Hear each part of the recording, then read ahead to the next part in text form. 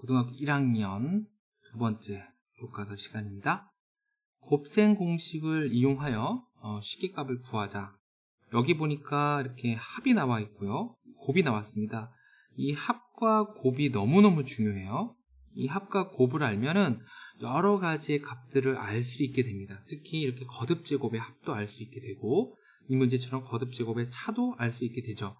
공식을 외우는 것이 중요한 것이 아니라 우리가 이 합과 곱으로 다양한 값들을 구할 수 있다는 것이 주목할 필요가 있습니다. 자, 먼저 x 더하기 y라는 합을 알고 그걸 제곱하게 되면 각각을 제곱한 것에 2배가 곱이 등장하게 되죠. 만약에 이것을 3승을 하게 되면 각각의 3승에다가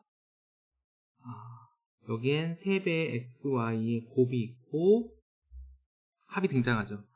자, 우리가 그래서 여기가 3이면 얘네도 당연히 3이고 얘네들도 앞에가 3이 오고 그리고 곱이 등장하고 합이 등장한다. 이런 식으로 조금 외워주면 좋겠습니다.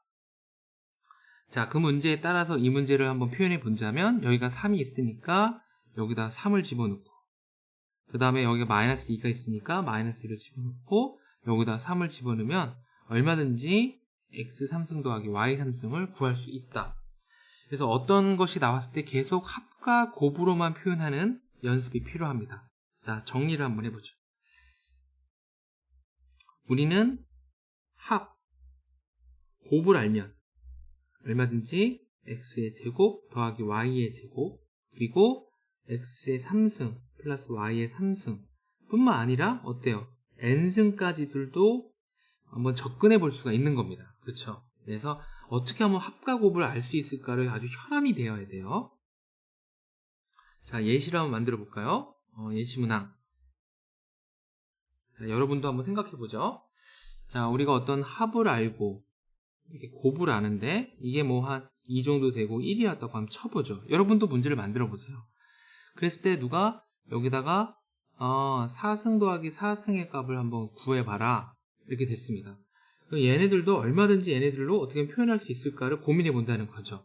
근데 얘네들로 다이렉트로 알 수 있는 것은 사실은 이렇게 제곱 더하기 제곱, 3승 더하기 3승인데 이 4승 더하기 4승은 어떻게 해? 이걸 뭐 x 더하기 y의 전체 4승을 표현할 수도 있지만 이것보다는 이미 알고 있는 이 제곱의 값을 이용하면 좋겠죠. 그래서 이 중간에 얘를 통해서 얼마든지 제곱을 구할 수 있으니까 이 제곱을 통해서 4승 더하기 4승을 구한다 라고 보면 좋을 것 같아요. 자, 그럼 우리가 어떻게 하면 될까요? x제곱 더하기 y제곱을 다시 제곱을 하면 이게 4승이 등장할 수 있겠죠. 자, 이런 식으로 우리가 얘를 곱과 여기 합으로 표현하면 되겠죠? 우리가 이것을 얼마든지 응용을 해서 계속 이러한 곱 그리고 이러한 합으로 표현해 나간다는 것을 알 수 있습니다.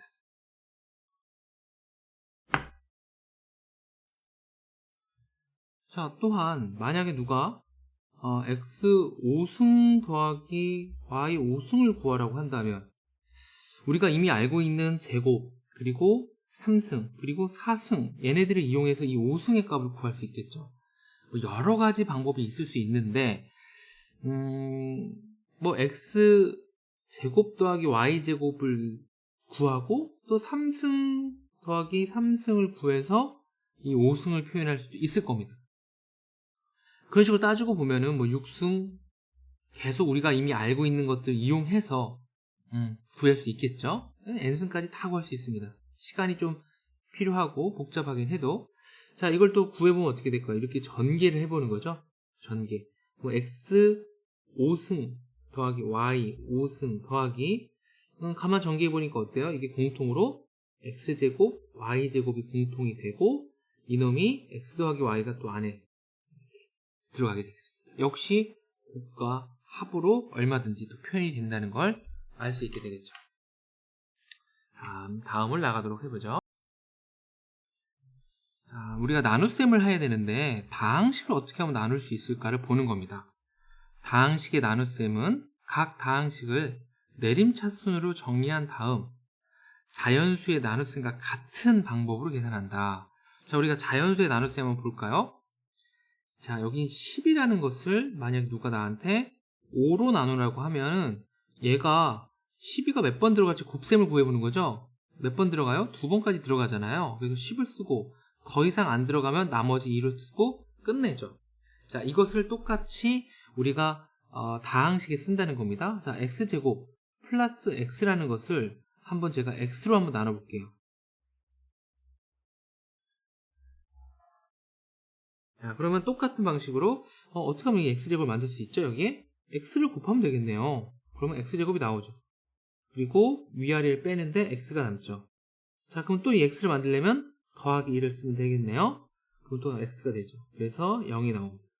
자, 이렇게 나눗셈을 한 다음에 우리는 얘를 어떻게 표현할 수 있어요? 똑같이 x제곱 더하기 x는 바로 x에다가 x 플러스 1을 곱한 것과 같다라고 표현하면 되죠.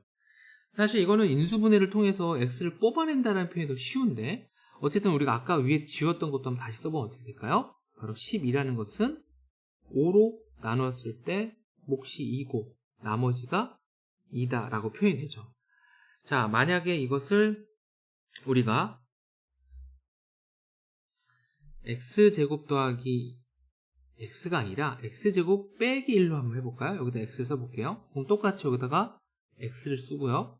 x제곱이 되고 위아래를 빼고 나니까 이게 마이너스 1이 되죠. 이 마이너스 1을 더 이상 만들 수가 없잖아요. 어떤 수에다가 x를 곱해도 마이너스 1이 나오지 않으니까. 그래서 얘가 또한 x제곱 빼기 1은 바로 x에다가 x를 곱하고 빼기 1을 해주면 된다라고 표현이 된 겁니다. 자, 조금 어떻게 보면 좀 허망하죠? x제곱 빼기 1을 x로 나누면 이게 사실 x제곱인데, 근데 우리가 이제 생각해보면 사실 우리가 이게 초등학교 때는 이렇게 많이 하지만 이제 사실 12를 누가 5로 나누냐고 하면 여기다가 대충 2를 넣으면 되고 거기서 대충 2를 나머지가 남는다는 거 알잖아요. 마찬가지로 우리가 어떤 것을 나눌 때도 그렇게 할 수 있습니다. 얘를 나눌 때 x에다가 몇을 곱하면 이 x제곱하고 이거 만들 수 있을까? 그냥 x 써보는 거죠. 그리고 x제곱이 나왔는데 마이너스 1이 남았으니까 더 이상 얘가 나올 게 없으므로 빼기 1을 써주면 되는 겁니다. 자, 제가 또 한 번 문제를 내보겠습니다. 여기에 x 3승 마이너스 1을 x 마이너스 1로 나누려고 그랬을 때 몫이 어떻게 들어가냐는 거죠. 이때도 뭐 여러 가지 풀이법이 있을 수 있는데 그냥 이걸 전개했을 때 몇이 나올까? 이걸 어떻게 하면 x 3승을 만들 수 있을까? 곱해서 뭘 넣으면 되죠? 여기다가? 당연히 x 제곱을 넣으면 되겠죠. 그럼 x 3승이 나오잖아요. 근데 공교롭게도 이건 또 한 번 전개를 해야 되는데 이게 마이너스 x제곱이 있단 말이야. 근데 여기는 없어. 왼쪽에는 없죠? 그럼 여기 뭐가 필요해?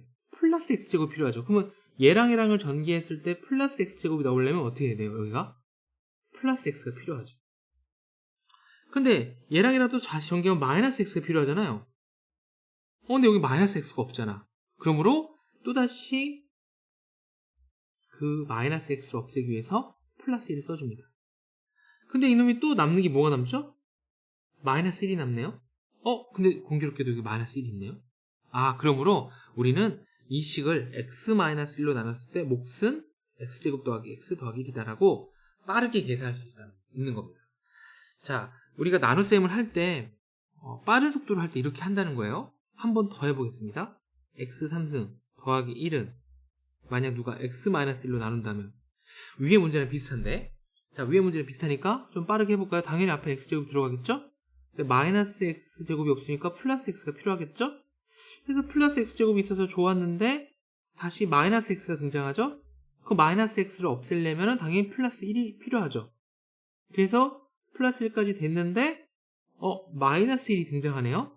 근데 여기는 플러스 1이죠. 그래서 몇을 써줘야 돼요? 여기다가 나머지 플러스 2다라고 써주면 됩니다. 자, 이 방법까지 반드시 알고 있어야겠습니다. 자, 정리를 한번 해볼까요? 자, 우리는 어떠한 그 다항식의 나눗셈을 하라고 한다면 사실은 우리가 그 자연수의 나눗셈과 똑같은 방식이죠. 자연수의 나눗셈. 그래서 첫 번째 방식으로는 이 방식도 좋은데 여기다가 몇을 곱하면 될까? 근데 두 번째 방법인 전개를 했을 때 어떻게 하면 이 곱셈을 가지고 이 오른쪽 식을 만들 수 있을까를 생각하는 게 더 좋다는 겁니다. 자, 선생님이 예시를 많이 들었는데 여러분도 한번 예시를 여러 가지를 들어서 한번 나눗셈을 한번 해보세요.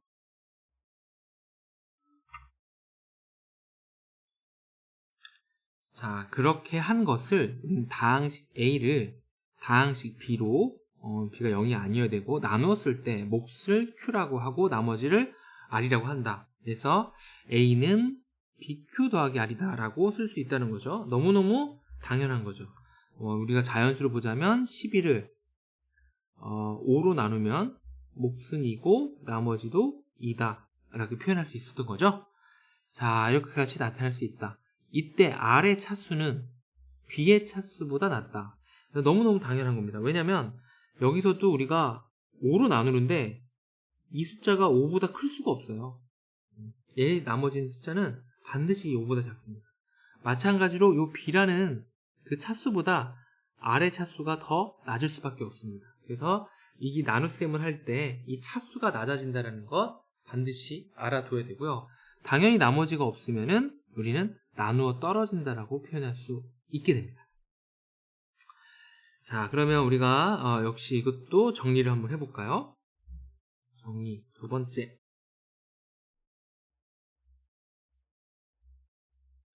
우리는 나눗셈을 표현할 때 A는 B, Q 더하기 R이라고 표현할 수 있고 이때 우리는 이 B의 차수보다 이 R의 차수가 더 낮을 수밖에 없다. 이거를 잊어서는 안 됩니다.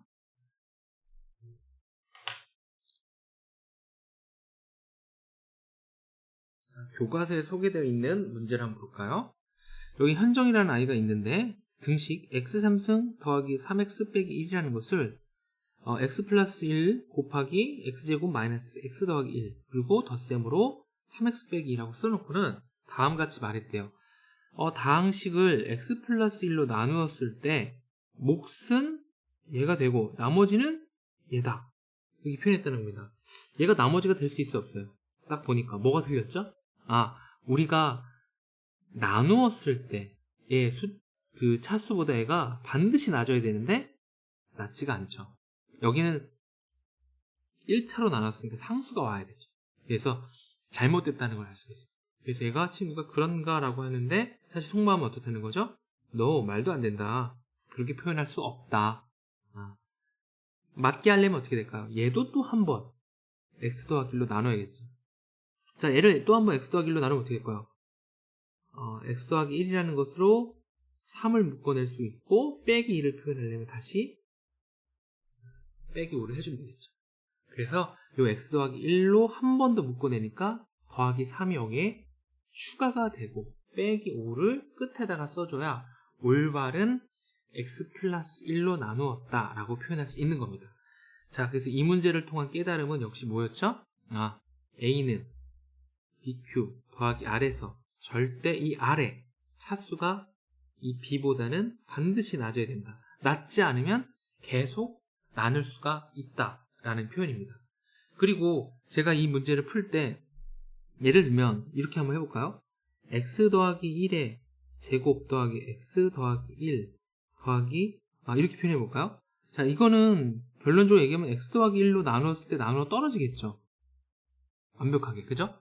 그래서 우리가 어떤 숫자들을 나누려고 하는 이 형태로 다 표현을 하게 되면 그 나눗셈을 더 쉽게 할 수 있다는 걸 알 수 있게 됩니다. 그래서 3x 빼기 1을 어떻게 하면 x 플러스 1이라는 것으로 표현할 수 있을까를 제가 풀이에 쓴 거죠. 자, 이것도 하나의 깨달음 정리로 써주시면 좋을 것 같아요. 우리는 나누려고 할 때